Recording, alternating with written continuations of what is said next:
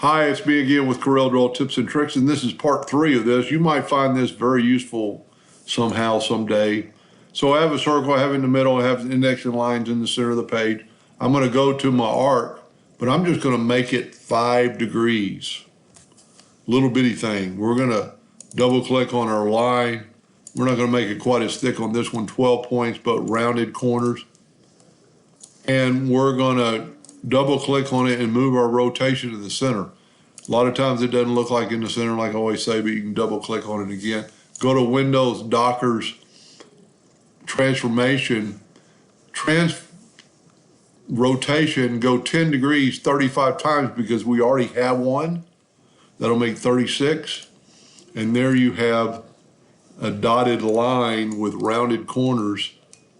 And you could make this any degree or any length. It doesn't really matter. That's a pretty cool effect. I hope that helped a little bit, and thank you for watching.